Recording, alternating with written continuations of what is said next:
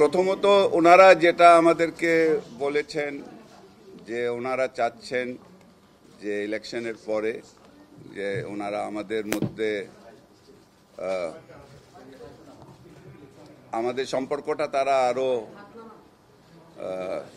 ভালো করতে চান। ওনারা যে কথাটা বলেছেন আর তারা বলছে যে অনেকগুলি খাতে তারা আমাদের সাথে কাজ করতে চায়, আর আমরাও সেটা ওনাদেরকে স্বাগত জানিয়েছি। আমরা বলেছি যে আমরাও সেটাই চাই। ওনারা কিন্তু আমরাও তুলি নাই, ওনারাও তুলেন নাই যে নির্বাচনের আগে যে আমাদের একটু ওনাদের সাথে কিছু ভুল বোঝাবুঝি বলতে পারি বা যাই, ও কথাটা ওনারাও তুলেন নাই, আমরাও তুলি নাই। আমরা চাচ্ছি যে আমাদের সাথে ওনাদের সাথে যেন সম্পর্কটা আরও ভালো হয়। ওনারা ওইভাবেই বলেছে।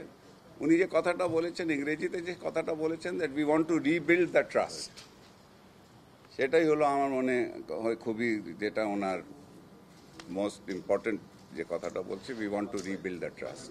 আমরা রেসিপ্রোকেট করেছি কি আমরা তাই চাই। তারা প্রায়োরিটি দিয়েছে আপনার প্রথমত আপনার ক্লাইমেট চেঞ্জ।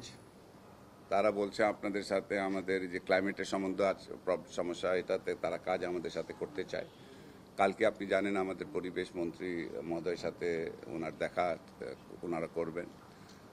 এছাড়া তারা বলছেন আপনার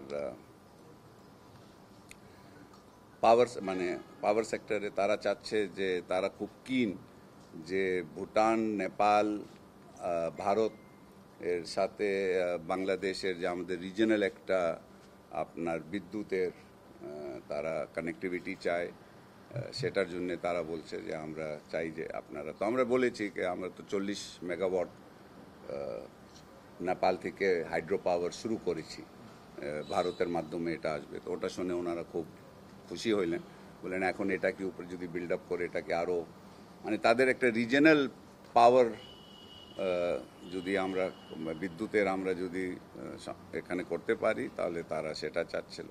রোহিঙ্গার তার উপরে তারা আমাদেরকে আবার মাননীয় প্রধানমন্ত্রীকে অনেক ধন্যবাদ জানিয়েছেন যে আমরা যে রোহিঙ্গাদের কে এভাবে আমরা আশ্রয় দিচ্ছি, এবং তার সাথে তারা বলেছে যে তারা যে যতটুকু সাপোর্ট মানে তারা আমাদেরকে যে রোহিঙ্গা সাপোর্ট করতেছে সেটা তারা করতে থাকবে, কন্টিনিউ করবে।